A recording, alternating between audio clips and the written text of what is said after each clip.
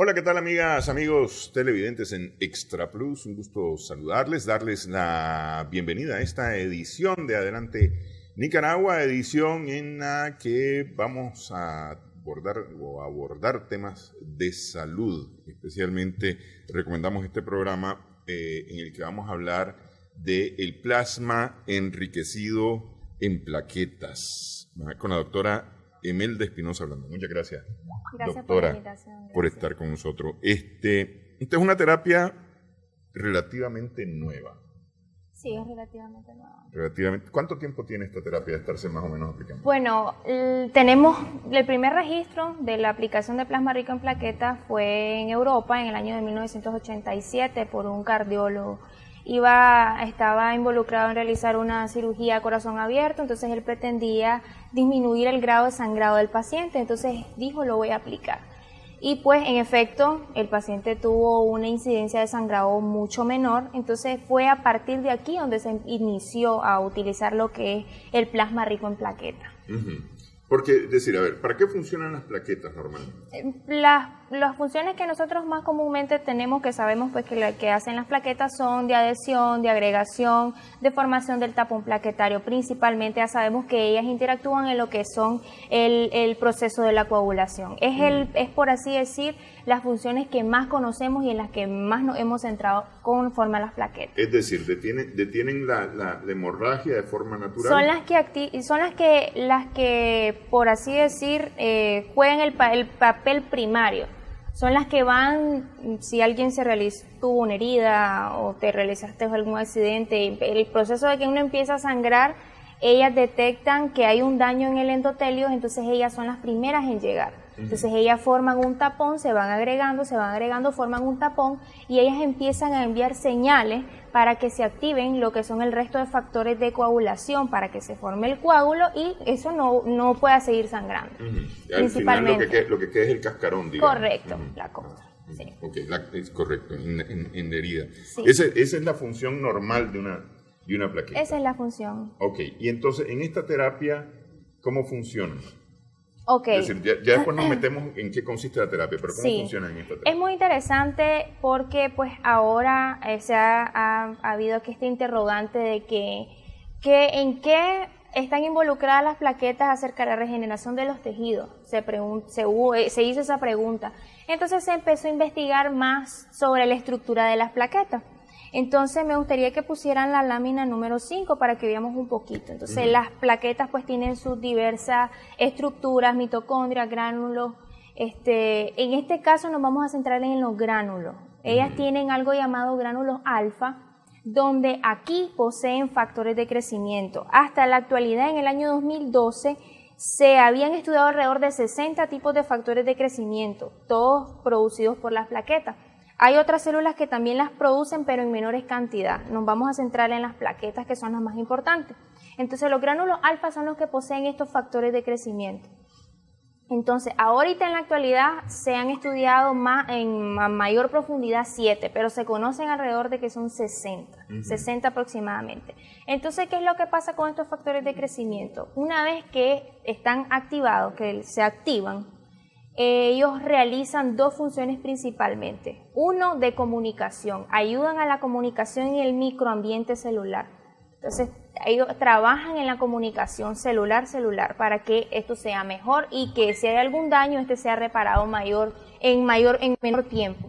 Y la segunda función muy importante que tienen estos factores es que estimulan a las células donde ellos se encuentren, porque también hay que tener en cuenta que esto nosotros lo podemos aplicar en varias zonas del cuerpo. Entonces, esto va a estar orientado al órgano diana donde nosotros lo vayamos a utilizar. Entonces, uno, ayudan a la comunicación y dos, y estimulan a la producción de X células donde ellos se encuentren, ¿verdad? Si se encuentran, por así decir, en el cartílago, entonces a los osteoblastos y inhiben a los osteoclastos, en este caso de los huesos, que son las dos células que se mantienen en una estabilidad para que la reabsorción ósea sea mínima y que en este caso los osteoblastos, que son los que sí ayudan a producir, pues tengan una mejor función, ¿ya? Entonces estas son las dos principales funciones que tienen ellas. Ok. En ese primer caso que hablamos de 1987, hace 32 años, la idea de la utilización no tenía fines regenerativos, lo que tenía era fines de controlar la hemorragia durante la operación. Correcto. Es decir, me imagino yo, no cauterizar necesariamente. Sí, correcto. Y como era una cirugía mayor, entonces ya se sabía obviamente de las propiedades que tenía para controlar sangrado. Entonces, esta fue la primera manera que se utilizó, pero posteriormente que ya se fue estudiando, se fue introduciendo más en el tema, pues se descubrió de estos gránulos y lo que contienen, que en este caso es lo que favorece a las personas ahorita en el tratamiento de la aplicación de plasma rico en plaquetas. ¿Y cómo se llega a la conclusión que no solamente van a contribuir, como en 1987, a reducir el sangrado, sino que más bien van a contribuir en el mejoramiento de funciones físicas? Bueno, como funcionó, ¿verdad? Entonces fue de gran interés. Primeramente se empezó a utilizar directamente, igual como lo hicieron. Era una cirugía y lo aplicaban para que la persona tuviera un menor volumen de sangrado. Entonces, obviamente, lo que como siempre pasa en la medicina, cuando se descubre algo, uno empieza a investigar e indagar qué más puede haber. Entonces, fue aquí donde se empezó a estudiar muy bien la estructura de las plaquetas. Entonces se empezó a estudiar muy bien la estructura de las plaquetas y fue aquí donde se dieron cuenta, ¿verdad?, de estos factores de crecimiento que están en los gránulos de las plaquetas. Cada plaqueta posee aproximadamente hasta 45 gránulos cada plaqueta. Puede tener más, puede tener un poco menos, pero es más o menos un número que tienen ellas, pues un rango.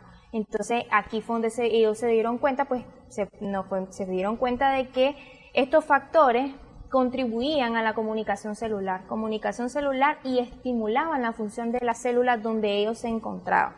Entonces fue aquí donde cambió el sentido de utilizarlo para homeostasis, para buscar detención de sangrado, entonces inclusive se ha hablado de regenerar tejido, ¿verdad?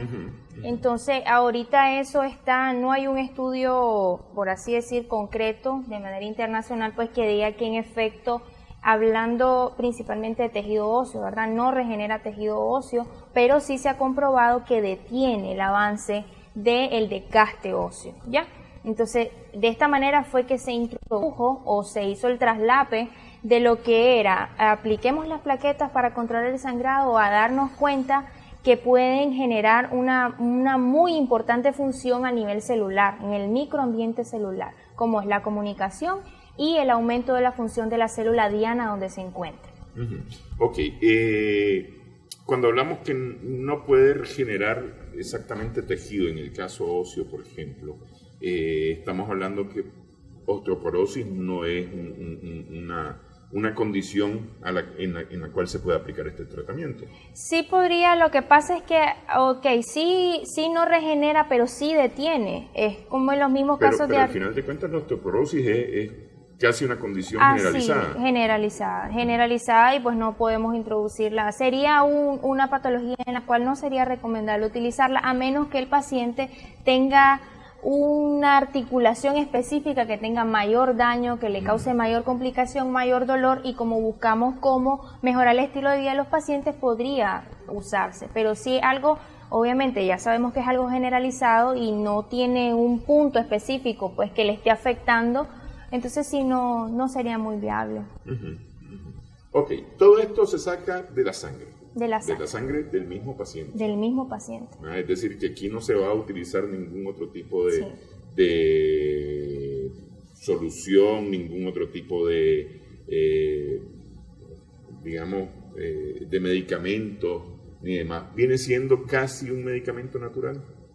¿O una medicación natural? Sí, de hecho la muestra es una muestra, se llama autólogo. O sea, es del propio paciente. Entonces eso pues obviamente tiene muchísimos beneficios, porque no es como que vamos a esperar que tenga alguna reacción adversa porque es tu propia muestra. Entonces sí, la verdad es que eso es una de las grandes ventajas que tiene este tratamiento, ya que como es una muestra propia, no se espera que tengan unos efectos adversos ni graves, ni la verdad hasta ahorita se han descrito prácticamente nulos. Los pocos que se han descrito han sido ligados con el procedimiento o cómo se realizó el procedimiento. Uh-huh. ¿Y en qué se diferencia esto del tratamiento de células madre? Bueno, con el tratamiento de células madres, obviamente sabemos que son células pluripotenciales, entonces sí ellas regeneran, ellas sí actúan en la mitosis, entonces no es el mismo tratamiento. Se ha descrito y se han hecho estudios de los tratamientos combinados, plasma rico en plaquetas y células madre. Uh-huh. Se ha utilizado y obviamente sí se ha tenido y sí se ha comprobado que sí ha habido regeneración de tejido, pero no es lo que se espera con el tratamiento con el plasma rico en plaquetas. Uh-huh. Sí hay ciertas condiciones como en el cartílago, que como se empieza a producir, ayuda a la producción de lo que ácido hialurónico, que es condroprotector, y actúa sobre las células que producen cartílago, entonces genera además de una protección, sí estimula la célula. O sea, lo que me quiero dar a entender es que no es que ellas lo hacen, sino que ellas actúan sobre la célula formando un estímulo para que la célula produzca más. Uh-huh. Entonces, de esta manera es que actúan las plaquetas. Las células madres, pues sí, ya sabemos que las células madres son células pluripotenciales y que sí generan tejido. Es decir, de una u otra forma, la medicina, digamos, tradicional reconoce el principio de la medicina homeopática que dice que el cuerpo, es decir, el ser como tal, viene preparado para defenderse, es decir, por ejemplo, su sistema inmunológico viene preparado para defenderse. Lo único que hace la medicina homeopática es activar, estimular el sistema inmunológico justamente para evitar la acción de virus y cosas así por el estilo, ¿no? Ese es más o menos el principio de la homeopatía. Esto es lo que está reconociendo la medicina tradicional con este tipo de terapia. Así es, uh-huh. Sí. Sí, la verdad es que es un tema relativamente, considero muy importante, y más porque abarca ciertas condiciones que afectan a la población de nuestro país, entonces sí, es un tema muy importante y además que hay que mantenerse actualizado, ¿verdad? Es un tema relativamente nuevo, más en nuestro país, uh-huh. Y sí es muy importante que las personas conozcan de los beneficios que tienen y porque cambia el estilo de vida de las personas. 32 años del uso, digamos, oficial, registrado. Del uso del tratamiento de plaquetas enriquecidas. Sí. ¿En Nicaragua cuánto tiempo? En Nicaragua aproximadamente 24 años uh-huh. de la primera vez y fue de uso dermatológico. Uh-huh. Pero los dermatólogos lo empezaron a implementar en úlceras de pie del diabético. Y pues sí, obviamente ellos registraron que ya sabemos que en el diabético la cicatrización es un poco más lenta. Entonces, al aplicar el plasma enriquecido en plaquetas, entonces sí, ellos vieron que las úlceras cerraban en un tiempo más corto y obviamente sí, pacientes controlados, ¿verdad? Uh-huh. Porque podemos utilizar el tratamiento en alguna úlcera de un pie diabético, pero si el paciente no se encuentra controlado, pues no vamos a tener un resultado esperado. Pero sin embargo sí se comprobó que las úlceras del pie diabético pues sanaban un poco más rápido y una alternativa muy, muy viable en este sentido. Relativamente rápido, ¿no? De 32 años a nivel mundial, 24 años en Nicaragua, estamos hablando de 8 años de diferencia apenas, ¿verdad? Ok, vamos a hacer una primera pausa en esta edición de Adelante Nicaragua.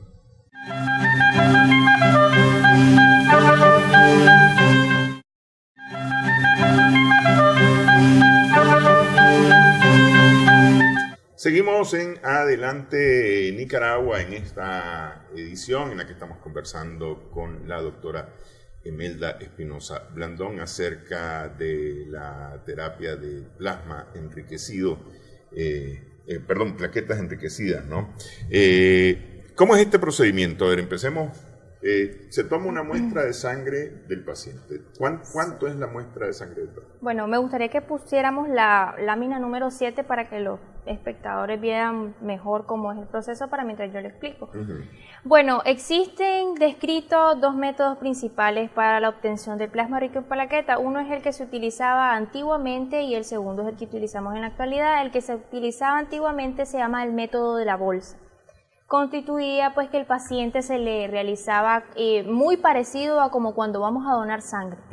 Entonces la única diferencia, básicamente la única diferencia es que la bolsa que contiene la sangre que está saliendo del paciente se encontraba en una máquina que comenzaba a centrifugar todo lo que se sacaba de sangre. Ese era el método antiguo.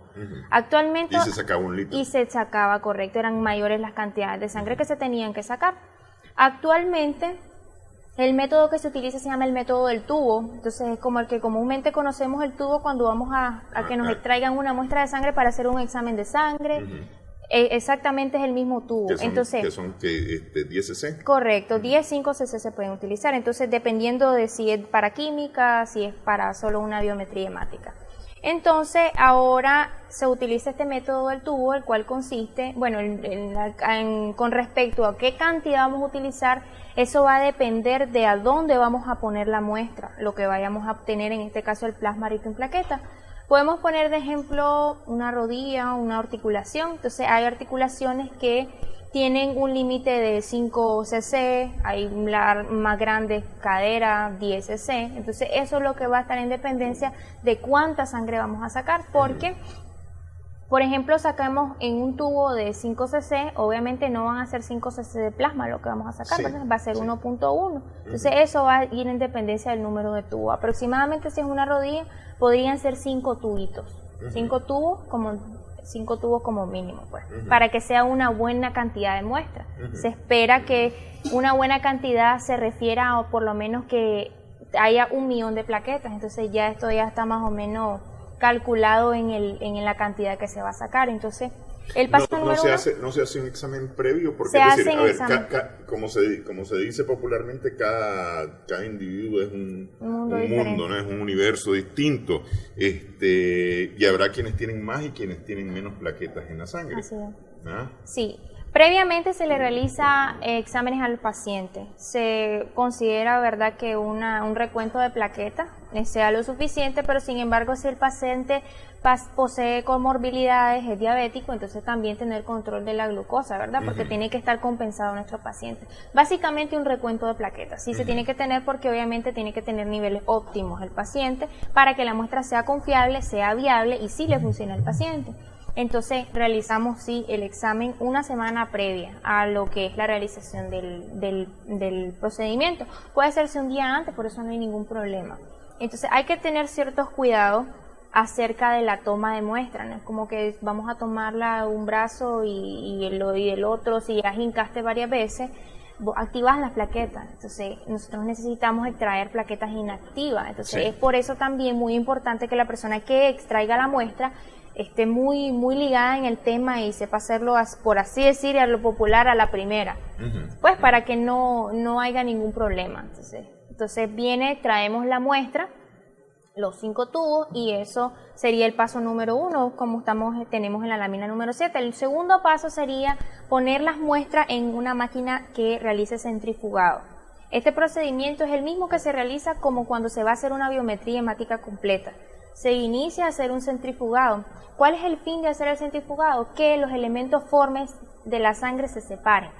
Entonces, teniendo en el nivel más bajo lo que son los elementos que pesan más, en este caso serían los eritrocitos y están en mayor cantidad, posteriormente seguirían los leucocitos, posteriormente las placas el plasma rico en plaquetas, y lo más superficial, que es lo más amarillito que se ve, es el plasma pobre en plaquetas. Se llama así porque hay mayor concentración de plasma y menor de plaquetas. Lo que nosotros necesitamos es la que sigue un poquito más hacia abajo. Es decir, al final de cuentas serían como 4 capas. Lo que pasa es que la última capa, la más superficial, es la tiene, digamos, dos componentes. Correcto. El más superficial, que es el más pobre, pues. Correcto, el más pobre, y nosotros pues obviamente necesitamos el que es rico, obviamente porque tiene mayor número de plaquetas. Entonces Entonces, cuando pasa el proceso de centrifugado, que según la literatura, pues varía, depende de la máquina que tengamos, ¿verdad? Hay máquinas industriales, hay unas máquinas que son portátiles y cada una, pues eso se mide en revoluciones. Sí. Pero para hacer un estándar son 5 minutos que se realiza el centrifugado y a unas 3.000 a 5.000 revoluciones. Es lo que se espera, pues para que se realice lo que es la separación de las plaquetas. Entonces, en una tercera instancia, nosotros lo que se realiza es extraer la muestra del tubo, lo que es el plasma rico en plaquetas. Eso se utiliza una jeringa normal. Lo que sí hay que tener cuidado en este paso es tratar de utilizar la aguja más gruesa que tengamos, porque al momento de que nosotros extraemos la muestra, no se genera algo que se llama turbulencia, y la turbulencia lo que hace es dañar las plaquetas, o como cualquier célula. Entonces se utiliza una aguja gruesa, la más gruesa que se tenga a mano, para extraer lo que son las muestras de cada tubo para formar lo que es la muestra completa. Ok, ¿y esto es viscoso o es líquido? No, es líquido. Es líquido. Sí, es líquido. líquido. Porque es que ahorita que me está hablando de la turbulencia pensé, por ejemplo, en una lata de pintura, ¿no? Para más o menos ilustrar qué cosa es la turbulencia. Se me ocurre pensar, y usted me va a corregir si estoy mal, en una lata de pintura vamos a poner pintura roja y entonces si la dejamos caer, en una lata de pintura blanca dejamos caer pintura roja, si dejamos caer así violentamente, aquella se va a regar por todos lados y al final de cuentas nos va a quedar un rosado. Correcto. Pero si la ponemos con cuidado, lo que vamos a lograr es un punto rojo en medio de la blanca. Esa es la idea. Así es la idea, correcto, está muy bien. Sí, así es. Previamente a que se hace la extracción de cada tubo, esto varía, depende de cómo realice el procedimiento cada médico, ¿verdad? Se carga con gluconato de calcio, que es el componente que activa las plaquetas, ¿ya? Porque lo que necesitamos es que se active para que sus gránulos, que son los que contienen los factores de crecimiento, y en este caso son los que van a generar el beneficio, se activen al momento de realizar lo que es la introducción de la muestra. Entonces, se extrae y ya se tiene los tubos. Podemos ver la lámina número 8, más o menos una muestra como la que vemos ahorita. Sí, aquí en esta ilustración que tenemos ahorita se miran las capas. Se mira muy bien. Que no sé si esta es la lámina 8. Es la lámina 8. Es la... por eso digo, en este es donde se miran las capas. La amarilla, que es la que está más arriba. Esa es correcta. Correcto. Sí. Okay. Entonces vemos que lo que está más hacia abajo son los elementos del rojo, en este caso los hematíes, después sigue la capa de leucocitos, y la que nos interesa es ese como triangulito que se forma, que queda exactamente igualito como se ve ahí cuando se saca la muestra del centrifugado. Es decir, siempre queda el riesgo, digamos, de dejar o de introducir, porque cuando se introduce la jeringa en esta muestra, al final de cuentas siempre hay el riesgo de meter plasma pobre. Plasma pobre, inclusive algunos hematíes, porque la muestra al final y al cabo queda a veces un poquito rosadita. Entonces sí, claro, pero eso no va a interferir en la función de lo que van a hacer las plaquetas en este caso. Entonces se introduce hasta el nivel donde nosotros vemos que llega el plasma rico en plaquetas. Entonces se empieza hasta que se tiene pues lo que se tiene esperado, 5, 6 cc, 10 cc que se vaya a utilizar dependiendo de dónde se vaya a aplicar. Sí, ahora, de una muestra de 5 cc prácticamente la quinta parte viene siendo lo que se va a utilizar. Más o menos. Un cc y un poquito más. Un cc y medio, sí. Más o menos, dependiendo, porque hay unos tubos que agarran un poquito más de sangre, entonces sería un poquito más. Pero haciendo un estándar de los de 5 cc, sí sería 1.5. ¿Y qué sucede con el resto? Con los eritrocitos. Ya no, eso no lo utilizamos, eso no se utiliza. Porque como lo que estamos buscando ahorita es en este caso, el plasma rico en plaqueta, es esa porción. Es decir, eso se desecha. Se desecha. Y posteriormente, obviamente, se sigue, pues el paso siguiente es tener al paciente, en este caso, siguiendo el ejemplo de la rodilla, obviamente estar en una posición sentado el paciente, con previa asepsia, antisepsia, limpiar muy bien el área porque vamos a introducir un cuerpo extraño hasta la articulación. Entonces, previa asepsia, antisepsia, y posteriormente se realiza lo que es la introducción de la aguja hasta la articulación. Obviamente esto lo tiene que hacer una persona que sepa bastante de anatomía, ¿verdad? Hay abordajes, hay médicos que lo utilizan abordajes frontales y algunos que utilizan abordajes laterales. Eso va a depender de cada médico, ¿verdad? Pero al fin y al cabo, pues, lo importante es introducir la muestra del plasma rico en plaquetas y los resultados pues no varían entre que se utilice una técnica y la otra. Ok, antes que nos metamos de lleno a las técnicas y sus efectos, ¿qué efecto tiene? Porque es decir, a ver, cuando uno va a hacer un examen al laboratorio, normalmente le sacan 1 o 2 tubitos, ¿verdad? De 5 cc, 10 cc, 15 cc. Cuando uno dona sangre, saca 1 litro de sangre por lo general, ¿no? La persona que donó sangre, no sé cómo será ahora, normalmente iba en ayunas para poder donar sangre y después tenía un reconstituyente. ¿Hay algún efecto en extracción de sangre en el paciente? No, básicamente no, no porque relativamente es poco. Es poco lo que se saca, obviamente no es lo acostumbrado como que comúnmente nos vayamos a hacer un examen, que es 1 tubito, 2 tubitos. Es un poco más de eso, pero relativamente no tiene ningún efecto que vaya a generar porque no es una gran pérdida, que vaya a generar mareo, sudoración en el paciente, ¿no? A menos pues ya sabemos que hay personas que sí son muy nerviosas al momento de ver sangre y eso ya sería otra cosa. Bueno, pero como tal, correcto, pero como tal, por la cantidad que vaya a hacer la extracción, no, no. Ok, vamos a hacer pausa, vamos a hablar acerca de la técnica ya como tal y de los efectos que tiene la técnica en esta terapia. Estamos en Adelante Nicaragua, regresamos en breve.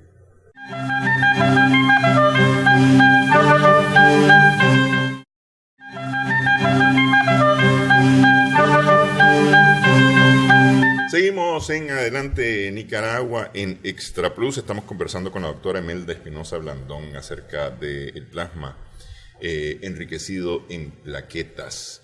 Me decía que hay médicos bueno, cada médico tiene su técnica específica con la que se siente más cómodo, ¿no? Entonces hay unos que van directamente, por decirlo, a la articulación, hay otros que prefieren llegar por los lados, es decir, un abordaje lateral que usted decía. ¿Tiene algún efecto para el paciente esto? De la forma de introducir las plaquetas? Bueno, básicamente en las dos se llega a la articulación porque es la meta, pues llegar a la articulación y que ahí se introduzca lo que es la muestra del plasma rico en plaquetas.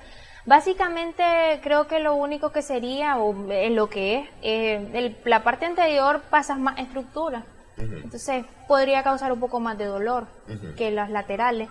Pero básicamente de ahí siempre al final va a ser el resultado el mismo. Sí. ¿Y hay alguna indicación para utilizar una u otra técnica? Bueno, básicamente no. Sería el criterio del médico o hay casos donde el paciente la lesión que tuvo es daño en el ligamento cruzado. Entonces prefieren abordajes laterales. Pero básicamente se puede realizar el anterior o los laterales. Ok. ¿En qué condición es que se está ocupando esta terapia? Porque habíamos hablado del tema estético, dermatológico, cosmético, ¿verdad? Que ha sido una de las aplicaciones en las que se ha estado utilizando, que eso está como las cirugías plásticas, ¿no? Es decir, en principio la cirugía plástica tiene un fin reconstructivo más que estético, sin embargo, hoy hablamos de cirugía plástica, inmediatamente pensamos en componer la nariz, en algún aspecto físico del cuerpo, ¿no? Sí. Pero al final de cuentas la cirugía plástica es para poder arreglar algo que está, dicho popularmente, chueco. Así es. No necesariamente con fines estéticos o cosméticos. Igual esto, ¿no? Esto tiene como fin ayudar a solventar una dolencia, un padecimiento de los pacientes. Sí. ¿Cuáles son esas dolencias o padecimientos a los cuales se está indicando? Bueno, el mundo de las indicaciones pues es bastante amplio. Como ya había mencionado anteriormente, lo usan dermatólogos, lo usan para el tratamiento cosmético, que arrugas, que crecimiento del cabello, tanto de pacientes, porque puede ser también por tratamiento médico, pacientes que padecen alopecia. Entonces la gente también lo puede utilizar para eso, las personas.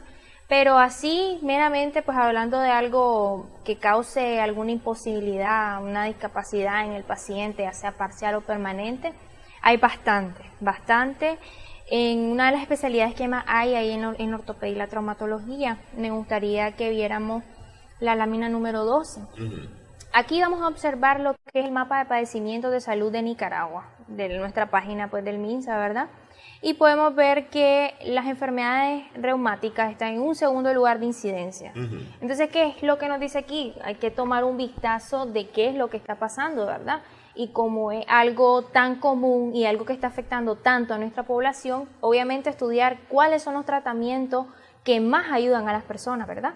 Entonces, meramente de este tema podría ser artrosis, pacientes que padecen de rupturas musculares, tendones, rupturas de tendones, lo que son lesiones en el ligamento cruzado, que lo usan, tienen bastante frecuencia en los que es deportistas. Nosotros tenemos bastantes deportistas en nuestro país, lesiones de manguito rotador, para los boxeadores, todo lo que es en el área deportiva. Y pacientes muy importantes en nuestro país, pacientes de tercera edad, pacientes que ya tienen niveles de desgaste avanzados. Aquí hay una controversia porque el tratamiento está indicado, si hablamos así meramente de lo que es la artrosis, o la gonartrosis, que es uno de los temas y los diagnósticos que más común vemos en nuestra población. Sabemos que se clasifica en grados, ¿verdad? Entonces, el tratamiento está descrito que tenemos muy buenos resultados cuando se aplica en pacientes que tienen grados de desgaste 1 y 2. Eso no quiere decir que no lo puedes utilizar en un grado 3 y 4, pero obviamente tenés que explicarle al paciente que probablemente no se obtenga el resultado esperado, ¿verdad? Ok, ¿qué tanto es grado 1, grado 2, grado 3, grado 4? Ok, eso varía por diferentes cosas. Eso es se toma una radiografía del paciente, ¿verdad? Y se va evaluando datos como el espacio que hay entre las articulaciones, se va viendo cómo se ve la densidad del tejido óseo, se valora si hay ciertos componentes que se llaman osteofitos, que son como datos de pinzamiento, se ven unos cachitos en los huesos. Entonces, esos son datos que se valoran y se clasifican, y ahí nosotros decimos, este paciente es grado 1, grado 2, grado 3, grado 4. Grado 1 es menor afectación, grado 4 es mayor afectación. Exactamente, sí. Siendo y teniendo claro que los grados 3 y 4 son pacientes candidatos ya a reemplazo total de rodilla. Entonces, se ha aplicado el tratamiento en estos pacientes, pero obviamente son pacientes, número 1, que por temor o por X cosas no quieren realizarse el procedimiento del reemplazo total. Entonces, optan por realizarse la aplicación del plasma rico en plaquetas, estando enterados que puede que el resultado no sea el esperado. Es decir, viene siendo más paliativo. Viene siendo más paliativo. En los grados 1 y 2 sí. Como mencioné anteriormente, no se ha comprobado que regenera el tejido óseo, pero la función condroprotectora que genera es muy importante. Actúa a nivel de las células que producen ácido hialurónico, que es un muy importante condroprotector, entonces lo estimula para que esto se produzca más. Entonces genera, por así decir, una capa en el que recubre lo que es el cartílago, entonces eso no sigue desgastándose. Entonces no revierte la enfermedad, pero sí previene que esto avance en un periodo mayor a lo que normalmente sería, porque si ya tenés un grado de desgaste, ya por así decir, si está descrito que en 1 año, 2 años, por eso es que los controles se hacen anualmente, porque en menos de 1 año muy difícil vayas a ver una variación significativa en una radiografía, a menos que el paciente presente algún evento, algún trauma, que vaya a generar pues un cambio grande en una radiografía. Pero sí, al año se hacen lo que son los controles, pero no se ha descrito que se vea un cambio importante en una radiografía. No está descrito todavía eso, pero sí los niveles, por así decir, me hice un control al año, ya utilizando lo que es el tratamiento, y no hubo ningún cambio.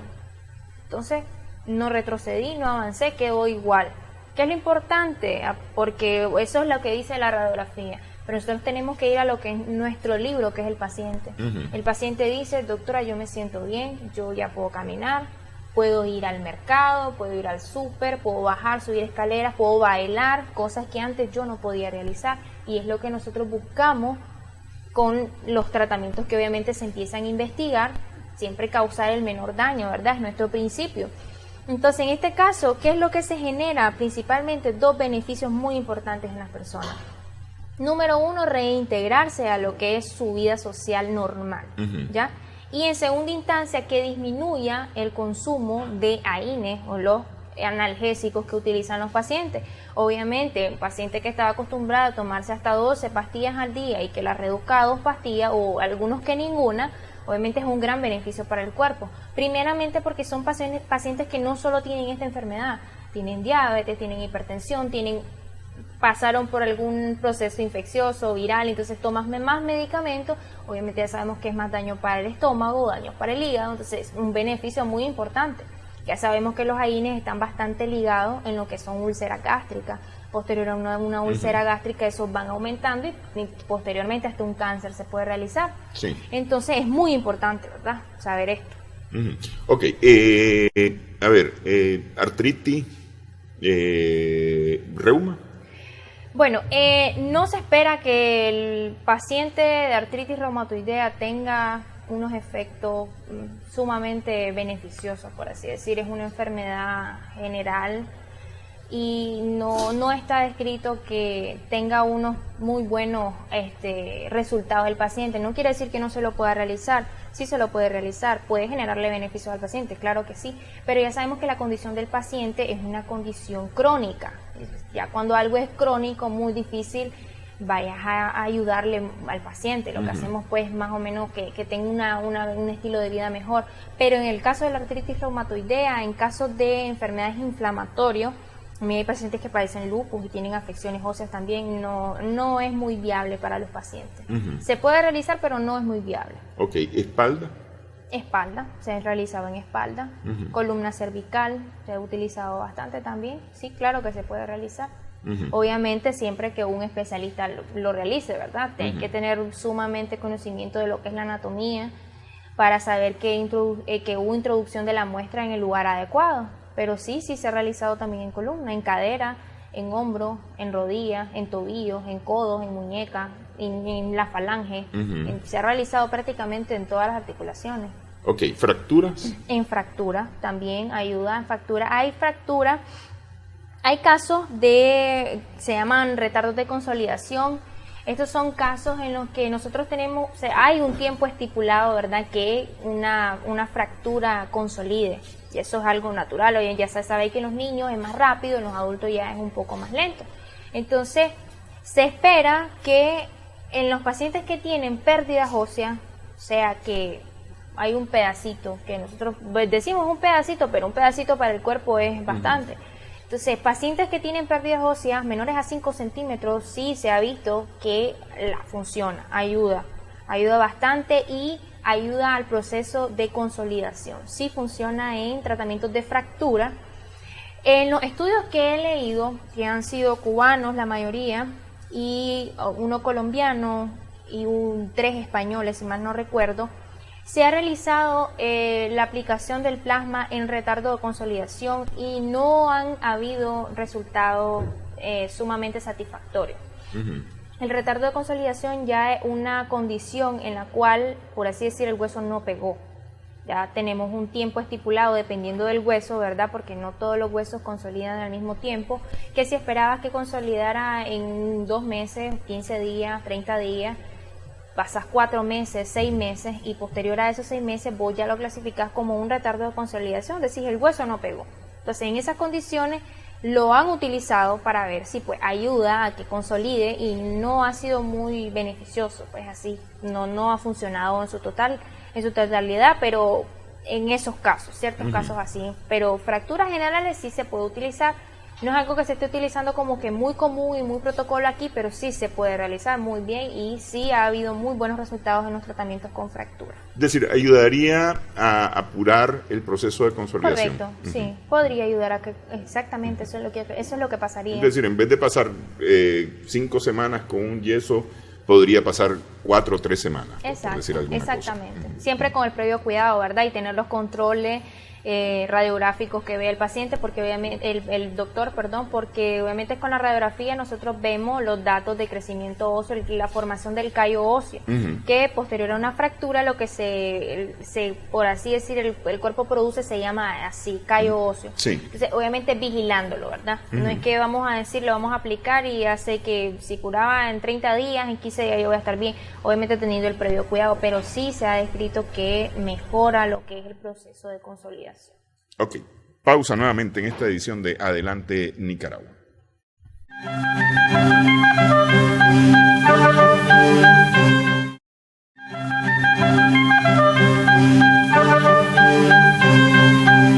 Seguimos en esta edición de Adelante Nicaragua, en la que estamos hablando del plasma rico en plaquetas, una terapia que se está aplicando en Nicaragua. Ya mencionamos más o menos cuáles son los casos en los que se puede buscar o aplicar este tipo de terapias. Conversamos con la doctora Emelda Espinosa Blandón. ¿Qué es lo que debe hacer un paciente o cuándo un paciente tiene, cuáles son los pasos que debe de seguirse antes de la aplicación de esta terapia? Bueno, podríamos llamarlo así como candidato. ¿Qué es lo que tiene que hacer el paciente? Bueno, primeramente, si son casos de desgaste articulares, que son en su mayoría los casos en los que se utiliza este tratamiento, primeramente, obviamente, tener una evidencia radiológica del grado de desgaste del paciente, ¿verdad? Pacientes que, a pesar de que en una radiografía yo lo clasifique como un grado 1 de desgaste, el paciente diga que tiene que tomar tantas pastillas al día y no funciona. Entonces, el fracaso del tratamiento oral es una indicación. Obviamente, el grado de desgaste que tenga el paciente es otra indicación. Y las lesiones que padezca el paciente también es una indicación. En estos casos serían tales como lo que mencionamos, rupturas de tendones o rupturas musculares. Podrían ser también pacientes candidatos. Ahora, ¿qué es lo que tiene que saber el paciente que se va a realizar este procedimiento? Uno, estar clasificado, ¿verdad? Tal patología, tal grado, esto es lo que se va a hacer. En segunda instancia, el médico tiene que brindar ciertas recomendaciones para que el tratamiento y la aplicación sea óptima. ¿Cuáles son estas? El paciente se realiza un examen de control para que sus niveles, para darnos cuenta que los niveles de plaquetas son óptimos. Hay que darle recomendaciones al paciente que una semana previa a que se realice el procedimiento no tome AINES. No tome acetaminofén, ibuprofeno, ningún, correcto. ¿Por qué? Porque estos medicamentos influyen sobre las funciones de las plaquetas. Es decir, normalmente. Que se aguante el dolor. Correcto. Básicamente porque entorpece lo que es la función de las plaquetas y lo que necesitamos son plaquetas óptimas para que tengamos un buen resultado. Bueno, decíamos, si el dolor es muy fuerte es porque el grado es muy alto, el grado de lesión es muy avanzado. Sí. Entonces, de todos modos, no le funcionaría un tratamiento si es demasiado dolor. Así es. Entonces, bueno, posterior a que el paciente se le dice que no tome ninguno de estos medicamentos, decir que la ingesta de grasa de su dieta disminuya porque las grasas también interfieren en la acción de las plaquetas. Ya, entonces, lo que necesitamos es una muestra óptima. Entonces, estos serían básicamente los consejos que nosotros tenemos que darle al paciente para que tengamos una buena muestra y que los resultados que vayamos a tener sean buenos. Entonces, el paciente cumple esto, llega, se realiza el procedimiento como ya lo explicamos y muy probablemente se vayan a tener muy buenos resultados. Ahora, no es una única sesión la que se realiza. Se recomienda, la literatura internacional recomienda 3 sesiones con intervalos de 15 días cada una. O sea, me realicé una hoy y a los 15 días me puedo realizar ya otra, es el tiempo menor tiempo que se puede utilizar. No ha habido ningún inconveniente en pacientes que se lo han realizado un mes después, 2 meses después, la segunda aplicación, no ha habido ningún problema, porque pues desgraciadamente hay que ayudar a los pacientes, hay que educarlos, porque a veces ellos ya se sienten mejor con uno y ya se pierden y ya no llegan, entonces tenemos que explicarle muy bien que aunque se sienta mejor, lo óptimo o lo mejor es que se realice el número que esté estipulado. En este caso son 3 sesiones. Entonces se realizan las 3 sesiones y tampoco quiere decir que en un futuro no se lo pueda volver a realizar. Siempre y cuando el médico, que el submédico tratante lo valore y diga si este paciente es candidato para volverse a realizar el procedimiento. Hay personas que se lo han realizado primero en una rodilla y posteriormente en 2 rodillas. Hay pacientes que se lo han realizado en las 2 rodillas al mismo tiempo. Entonces eso va en dependencia de la decisión del paciente y de la clínica del paciente, obviamente también. Entonces básicamente esto es lo que tiene que saber el paciente antes de realizárselo. Posterior a que se realice el procedimiento también hay que tener ciertos cuidados, aunque son mínimos. Uno, que tampoco siga tomando lo que son analgésicos esteroideos. Ahí no utilizarlo, porque ya mencioné que entorpece la función de las plaquetas. Entonces, nosotros damos otras alternativas de tratamiento analgésico que el paciente puede utilizar. El médico, cada quien ya sabe qué es lo que tiene que recomendarle. Y en segunda instancia, primeramente los primeros 2 días es un reposo relativo. No es que el paciente tenga que estar necesariamente acostado y sentado todo el día, puede realizar unas actividades con una actividad mínima. Puede realizar las primeras 48 horas, con eso no hay ningún problema. Obviamente tener cuidado en lugar de punción, siempre tenerlo cubierto en las primeras 48 horas y evitar golpes. Cubierto es una curita. Una curita. Esto no es que va a andar vendado. Sí, es algo muy importante que no hemos mencionado, es que esto es un tratamiento ambulatorio. O sea, eso quiere decir que el paciente se va a ir a su casa. Nosotros lo realizamos, podemos tenerlo en observación 1 hora si el médico quiere 2 horas lo más y el paciente se va a su casa. No necesita hospitalización. No necesariamente se tiene que hacer en un quirófano, puede hacerse en un consultorio y no hay ningún problema siempre y cuando el médico tenga las medidas de sepsia antisepsia antes de realizarlo. Por eso no hay ningún problema. Entonces, posteriormente que se realiza la recomendación de no AINE, 1. Número 2, no levantar cosas muy pesadas las primeras 48 horas, después no hay ningún problema. Y número 3, y muy importante, que el paciente tiene que ayudarnos en modificar los estilos de vida. ¿A qué nos referimos con esto? El ejercicio es algo sumamente muy importante en estas patologías, muy importante. Los pacientes se quejan bastante y dicen, doctor, es que yo hago ejercicio y me da bastante dolor. Es verdad que al no estar acostumbrado y al tener un problema crónico y vos empeces a hacer movimiento, es normal que vos generes un proceso inflamatorio local y eso te genere un dolor. Eso es una reacción esperada, igual que el plasma rico en plaquetas, que eso es algo que no había mencionado y es muy importante. Un efecto o un síntoma esperado es el dolor. Hay pacientes que no lo describen, hay pacientes que sí en su mayoría, porque como estamos introduciendo un líquido mayor a lo que se espera que hay en la articulación, la que sea, se genera una inflamación local y eso va a generar dolor que varía en cada paciente. Hay algunos que lo han descrito que ha sido intenso, hay otros que lo han descrito que ha sido leve, tolerable y no han tenido la necesidad de utilizar analgésicos. Entonces es algo esperado. ¿Y se recomienda analgésico para ese dolor? Sí, siempre y cuando no sean no esteroideos. Se puede utilizar, los médicos ya sabemos más o menos cuáles utilizar y puede ser inclusive tratamientos alternativos locales si es una articulación, ¿verdad? Pueden usar compresa, pueden utilizar en gel y eso pues no va a generar ningún problema. Y reposo relativamente, los pacientes que presentan más dolor pueden tener un mayor reposo, ya pasarlo de relativo a un reposo moderado. Pero eso va en dependencia de cada paciente. Eso es algo esperado. Eso hay que explicárselo al paciente porque si no lo hacemos, el paciente después cree que pasó algo malo o que eso no era lo que él necesitaba, porque llegas buscando que te quiten el dolor y te aplican eso y llegas con un gran dolor. Entonces hay que explicar al paciente, eso es algo momentáneo, más de 3 días, que son 72 horas, eso no va a pasar a más. Pacientes que la mayoría no han presentado ningún dolor, leve molestia y eso ha sido todo. Entonces básicamente esos son los cuidados posteriores. Ahora, si hablamos de complicaciones, las complicaciones, como es un tratamiento que está utilizando tus propias plaquetas, entonces las complicaciones prácticamente son nulas. Si llega al paciente a presentar alguna complicación, puede ser meramente por la técnica que utilizó el médico, que no tuvo la suficiente asepsia antisepsia. Recordemos que es introducir hasta una articulación, introducir hasta un músculo, hasta un tendón en una cirugía. Entonces, obviamente hay riesgo de infección. Podría ser otro riesgo un hematoma, que obviamente estamos entrando en tejido, el cuerpo tiene sus reacciones y podría haber un acúmulo de sangre, formación de un hematoma. Son cosas que resuelven, ¿ya? Son cosas que no ameritan una hospitalización. Cosas que ocurren en la toma de una muestra en el laboratorio, por ejemplo. Es decir, porque a mí me ha quedado un hematoma de una toma de muestra, pues, sí, por ejemplo. Sí.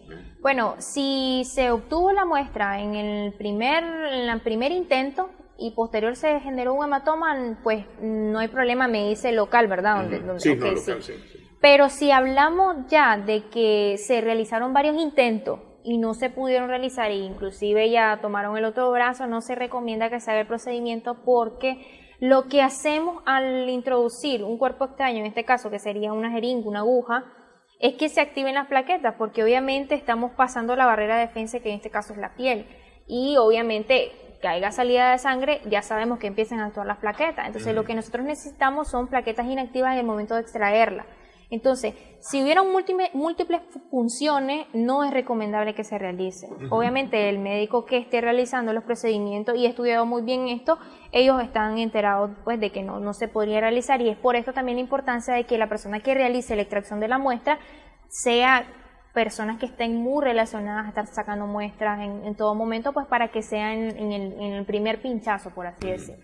Decíamos que efectos secundarios difícilmente va a haber algún efecto porque se está ocupando la misma muestra, fluidos del mismo cuerpo, pues, al final de cuentas. Entonces no hay rechazo, no hay alergia. No hay rechazo, no hay alergia. Lo único que sí sería esperado pues es el dolor. Podría haber alguna reacción inflamatoria, podría ser visible.